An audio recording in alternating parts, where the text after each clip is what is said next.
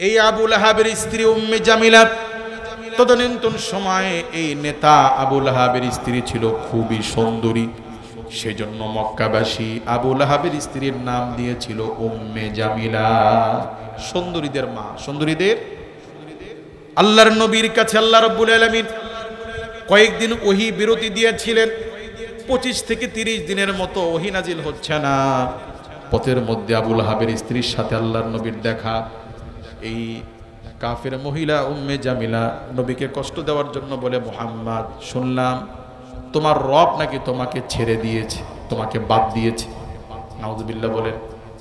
মুহাম্মদ শুনলাম তোমার কাছে যেই শয়তান ওহী নিয়ে আসতো সে জিবরাইলও নাকি তোমার কাছে আর আসে না। একবার এই শব্দ দিয়ে তোমার কাছে যে শয়তান আসতো সে বলে আর আসে না, তোমাকে বাদ দিয়ে দিছে। নাউজুবিল্লাহ বলেন। নবী সাল্লাল্লাহু আলাইহি ওয়াসাল্লাম মানুষ, তিনি মানুষ ছিলেন না। তিনি একটু চিন্তাগ্রস্ত হয়ে পড়লেন যে আসলেই আল্লাহ কি আমার প্রতি কোনো কারণে রাগান্বিত, আল্লাহ কি অসন্তুষ্ট, আসলে কি আল্লাহ আমার কোনো ভুলের কারণে আল্লাহ কি আমার প্রতি অসন্তুষ্ট হলেন কিনা। নবী সাল্লাল্লাহু আলাইহি ওয়াসাল্লাম চিন্তায় পড়ে গেলেন। এইরকম অবস্থায় আল্লাহ নবীকে সান্ত্বনা দেওয়ার জন্য আল্লাহ রাব্বুল আলামিন সূরাতুদ দুহা নাজিল করে বলছেন, ওয়াদ-দুহা ওয়াল-লাইলি ইযা সাজা মা ওয়াদ্দাআকা রাব্বুকা ওয়া মা ক্বালা। আল্লাহু আকবার বলেন। ওয়াদ-দুহা, নবীজি সকালের কসম, যখন সূর্য উদিত হয়, কসম সকালের যখন চাঁদের সময় অথবা ইশরাকের সময়, এই সময় হচ্ছে সাজা, এই সময় হচ্ছে ওয়াদ-দুহা। আল্লাহ পাক এই সময়ের কসম করে বলছেন ওয়াদ-দুহা, কসম দিনের, কসম সকালের, ওয়াল-লাইলি ইযা সাজা, কসম রাতের, ইযা সাজা যখন রাত নিঝুম হয়, গভীর হয়। তাহলে দিনের এবং রাতের কসম করছেন কি আল্লাহ পাক। এই দিন এবং রাতের কসম করে বলছেন মা ওয়াদ্দাআকা রাব্বুকা ওয়া মা ক্বালা।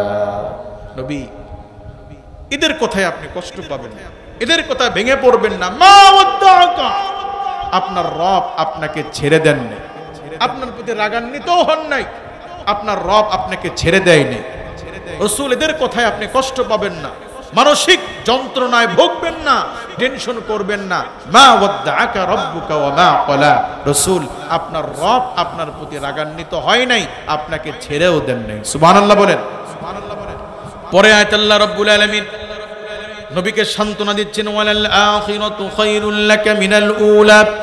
আয় আমার হাবিব, আপনার জন্য এই সময়ের তুলনায়, এই যুগের তুলনায়, এই কালের তুলনায় আপনার জন্য আখিরাতটা হবে খুব কল্যাণের। কাজী রাসূল এই দুনিয়ার কষ্টে আপনি ব্যথিত হবেন না। নবীজিকে আল্লাহ রাব্বুল আলামিন কষ্ট দিয়ে দিয়ে বড় করেছেন, কথা বলেন ঠিক কি না?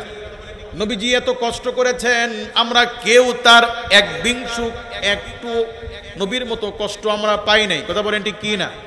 কেন আল্লাহ পাক নবীকে এত কষ্ট দিলেন? নবী সাল্লাল্লাহু আলাইহি ওয়াসাল্লাম পৃথিবীতে আসার আগেই বাবাকে হারিয়েছেন, 6 বছরের কালে আপন জননী মাকে হারিয়েছেন, 8 বছর বয়সে আমার রাসূল আপন দাদাকে হারিয়েছেন। এরপরে কষ্টের পর কষ্ট করে করে বড় হয়েছেন। কখনো আল্লাহর নবীর জীবনে এমন গিয়েছে 3 দিন 4 দিন খানা কোনো অংশ একটা খেজুরও আল্লাহর নবীর পেটে যায় নাই। কাজী আমাদের তুলনায় রাহমাতাল লিল আলামিন নবী কষ্ট বেশি করেছেন, কথা বলে ঠিক কি না? কেন আল্লাহ এত কষ্ট দিলেন, কারণ কি? এর একটা কারণ হলো আল্লাহ রাব্বুল আলামিন আমার রাসূলকে বলছেন, হাবিব লাকাদ কানা লাকুম ফি রাসূলিল্লাহি উসওয়াতুন হাসানা লিমান কানা ইয়ারজুল্লাহা ওয়াল ইয়াওমাল আখির। আল্লাহু আকবার বলেন। তোমরা যারা আখিরাতকে বিশ্বাস করো, আল্লাহকে বিশ্বাস করো, আল্লাহ মুমিনদেরকে বলছেন তোমাদের জন্য আমার রাসূলের জীবনে রয়েছে উত্তম আদর্শ। যারা মুমিন, যারা আল্লাহ বিশ্বাস করো, যারা আখিরাতকে বিশ্বাস করো, আল্লাহ পাক বলছেন তোমাদের জন্য আমার রাসূলের জীবনে রয়েছে উত্তম আদর্শ, উত্তম। এখন যারা ব্যবসায়ী তারা যদি আখিরাতে বলে আল্লাহ আমি ব্যবসায়ী মানুষ ছিলাম, দেবীর দ্বারে কাপড়ের দোকানদারি করেছি, এই সারাদিন দোকানদারি করে নামাজের সময় মসজিদে গিয়ে নামাজ পড়া আর স্ত্রীকে পর্দায় রাখা আর ইসলাম অনুযায়ী চলা, এটা কি আমার পক্ষে সম্ভব? এই কথা বলার সুযোগ দুনিয়ার কোনো ব্যবসায়ীর নাই, কারণ তোমার রাসূল নিজেও ব্যবসা করেছে। কোনো এতিম, কোনো মিসকিন, কোনো অভাবী কেউ যেন বলতে না পারে আমি অভাবী ছিলাম, অভাবে থেকে আমি এতিম ছিলাম, কিভাবে এতিম অবস্থায় বড় হয়ে স্ত্রীকে পর্দায় রাখা কেমনে সম্ভব? এ কথা বলার কোনো সুযোগ নাই, কারণ তোমার রাসূল তোমার চেয়েও বেশি কষ্ট করেছে। কথা বলেন ঠিক কি না? সেই জন্য আল্লাহ রাব্বুল আলামিন আমার নবীজিকে এমন বর্ণাঢ্য জীবন চরিত্র দিয়েছিলেন, যে কোনো শ্রেণীর পেশার মানুষ, যে কোনো শ্রেণীর পেশার মানুষ তার জায়গা থেকে যদি আল্লাহর হাবিব সাল্লাল্লাহু আলাইহি ওয়াসাল্লামকে অনুসরণ করতে চায়, আল্লাহ পাক সব মানুষের আদর্শ আমার নবীজির জীবনে আল্লাহ দিয়েছে। সরকার প্রধান, রাষ্ট্রপতি, সেনানায়ক, কেউ যে বলবে আল্লাহ আমি রাষ্ট্র চালাইতে গিয়ে নামাজ পড়তে পারি নাই, ব্যস্ত ছিলাম, এ কথা বলার সুযোগ কোনো রাষ্ট্রপ্রধানের নাই, কারণ তোমার রাসূল রাষ্ট্র চালিয়েছেন। কথা বলে ঠিক কি? কাজী মুআজ্জাজ হাজিরিন, আল্লাহ রাব্বুল আলামিন আমার নবীজিকে তামাম পৃথিবীর সমস্ত মানুষের জন্য অনুকরণীয় আদর্শ বানিয়েছেন। সেই জন্য আল্লাহ তাআলা তার রাসূলকে নানাবিধ কষ্ট দিয়ে দিয়ে আল্লাহ তাআলা বড় করেছেন। কাজী আল্লাহ পাক নবীকে সান্ত্বনা দিয়ে বলছেন, ওয়ালাল আখিরাতু খায়রুল লাকা মিনাল উলা। রাসূল, এই দুনিয়ার তুলনায় আখিরাতটা হবে আপনার জন্য খুব কল্যাণের। আখিরাতটা হবে কি?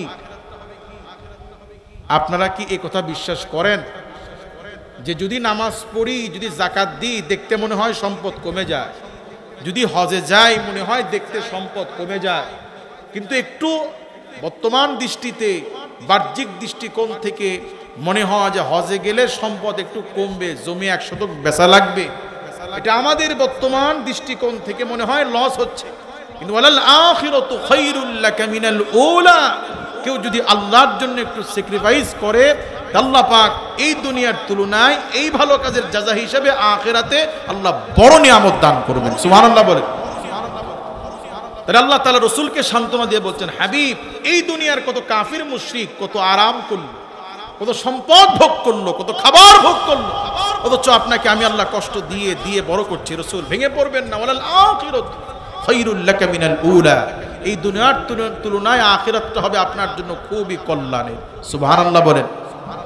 আল্লাহ রাসূল এটাকে মেনে নিয়েছেন, এবং এই মেনে নিয়ে তিনি ঠকছেন না, জিতছেন। রাসূলের যুগে যেই সমস্ত রাজা বাদশা ছিল, সেই রাজা বাদশাদেরকে এখন পৃথিবীর কেউ স্মরণ করে, তাদের জন্য কেউ দোয়া করে, তাদের কবরে কেউ যায়, কিন্তু আল্লাহর রাসূলকে আল্লাহ পাক কি রাজকীয় সম্মান দিয়েছেন। তামাম পৃথিবীর মানুষ পঙ্গপালের মতো যুগের পর যুগ, বছরের পর বছর, দিনের পর দিন, প্রতিদিন আল্লাহর নবীজির রওজায়ে আতহারে তামাম পৃথিবীর কৃষ্ণ, সাদা, কালো, গরিব, ধনী, রাজা, বাদশা রাসূলের রওজায় গিয়ে সালাতু সালাম দেয়, সম্মান জানায়। কথা বলেন ঠিক কি? কাজে রাসূলের আখিরাত, দুনিয়ার কষ্টের বিনিময়ে আল্লাহ পাক আখিরাতকে কল্যাণময় করে দিবেন। এতে রাসূল কি জিতছেন না ঠকছেন?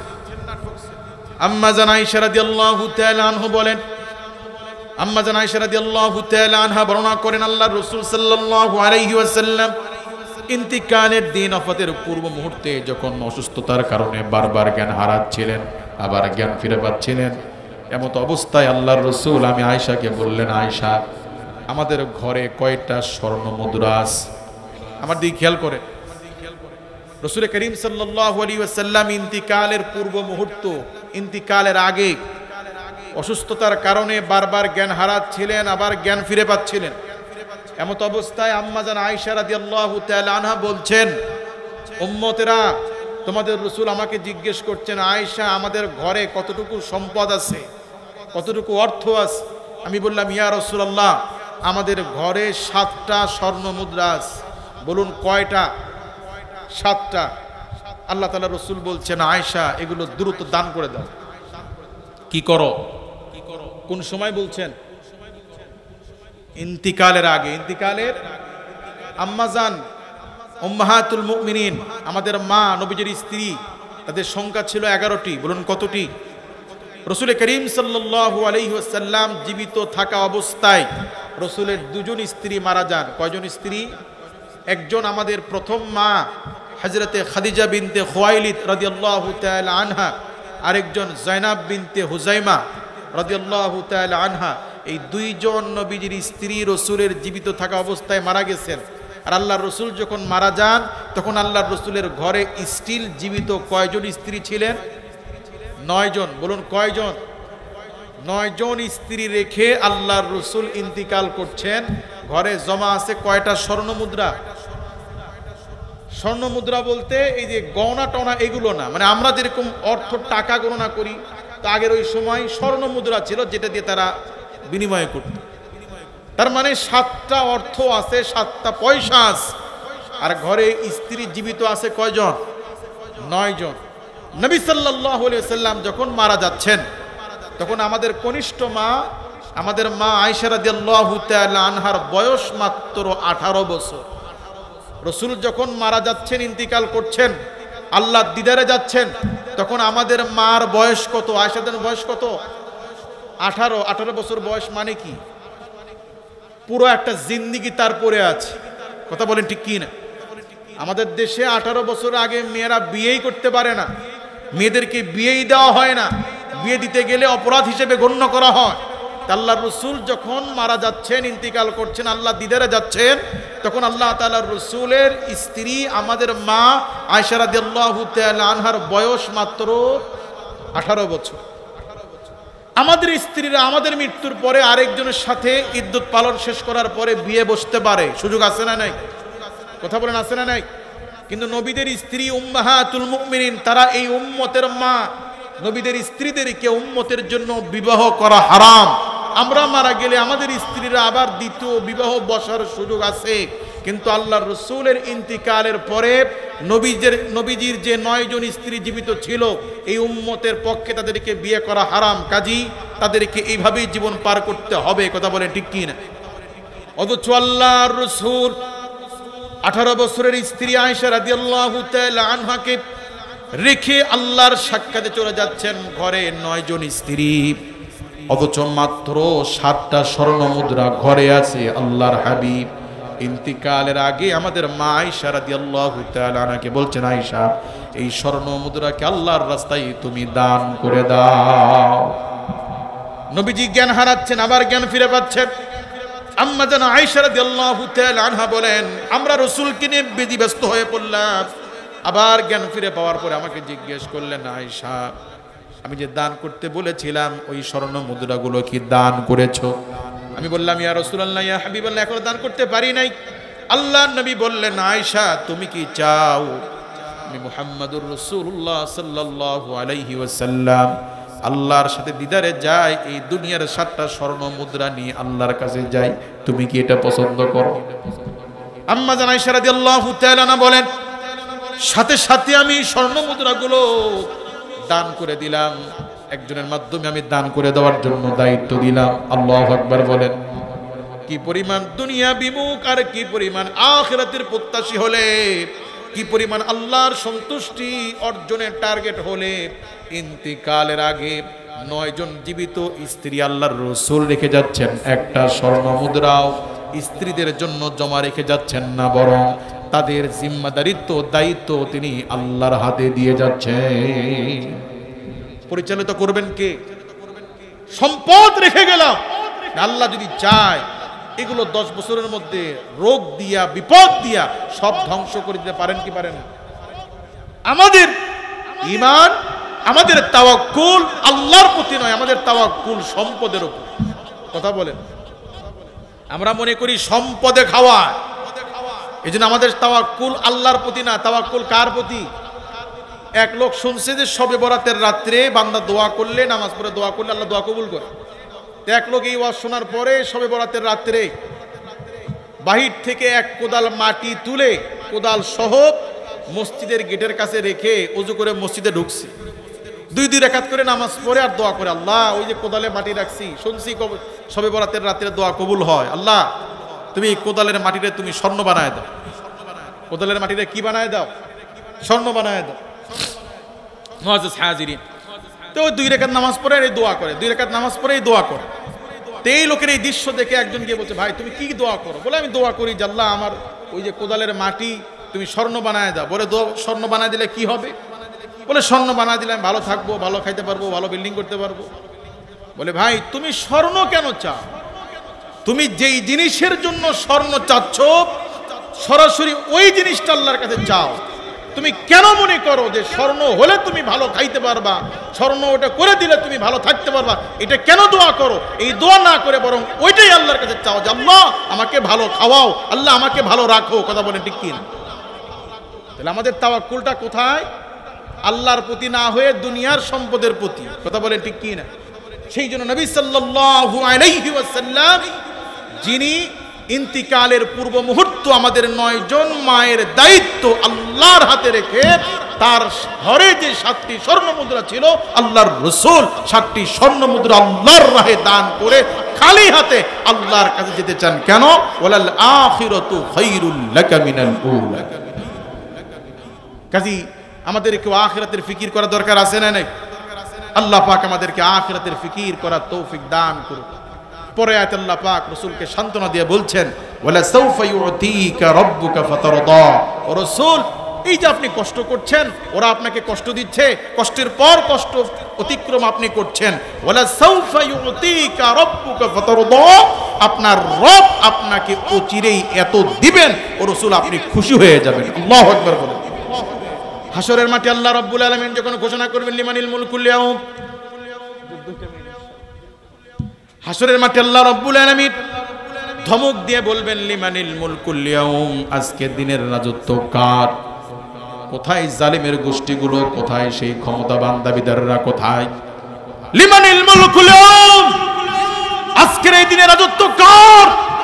কোথায় জালিম? কোথায় দুনিয়ার সেই বাহাদুরের বাচ্চারা? কোথায় আজকের দিনের রাজত্ব কার? আল্লাহ পাকের এই হুঙ্কারে গোটা হাসরের মাঠ নীরব নিস্তব্ধ হয়ে যাবে। মানুষের দিলে ভয়ের ত্রাস সৃষ্টি হবে, জাহান্নাম ক্ষোভে ফেটে পড়বে। হালমিম মাজিদ, হালমিম মাজিদ, আমাকে খাবার দাও, আমি খাবার খেতে চাই, আমাকে খাবার দাও। নবী সাল্লাল্লাহু আলাইহি ওয়াসাল্লাম বলেন ৭০,০০০-এর অধিক ফেরেশতা দিয়ে আল্লাহ পাক জাহান্নামকে ধরে রাখার চেষ্টা করবে। আল্লাহু আকবার বলেন। পরিস্থিতি এত ভয়াবহ হবে যে অন্যান্য নবী এবং রাসূলুল্লাহ পর্যন্ত এই শব্দ বলবে, ইয়া নাফসি, আল্লাহ আমাকে বাঁচা। কাকে বাঁচান? ছেলে মেয়ে পরিবার উম্মত বহুত দূরে। দেখবেন পিপিলিকার গর্তে যখন পানি যায় তখন পিপিলিকা চেষ্টা করে ডিম নিয়ে বের হওয়ার, বাচ্চা নিয়ে বের হওয়ার। পানির তীব্রতা স্রোত যদি বেশি হয় তখন আর বাচ্চা ডিমের চিন্তা করে না, তখন সে নিজে নিজে বের হয়ে আসে। ঠিক কি না? মুআজ্জাজ হাজিরিন, নবী রাসূলুল্লাহ পর্যন্ত বলবে ইয়া নাফসি, ইয়া নাফসি। পরিস্থিতি এত ভয়াবহ হবে। আল্লাহ রাব্বুল আলামিন বলেন, আল্লাহ রাব্বুল আলামিন বলেন, ইয়াউমা ইয়াফিরুল মারউ মিন আখি ওয়া উম্মিহি ওয়া আবি ওয়া সাহিবাতিহি ওয়া বানি। আল্লাহু আকবার বলেন। ইয়াউমা ইয়াফিরুল মারউ মিন আখি, হাসরের মাঠে এমন এক সময় আসবে যখন ভাই বোন, ভাইয়ের কাছ থেকে বোন পলায়ন করবে, বোনের কাছ থেকে ভাই পালাইতে চাবে, যেন ভাই আর বোন, ভাই যেন আমার কাছে নেকি না চায়।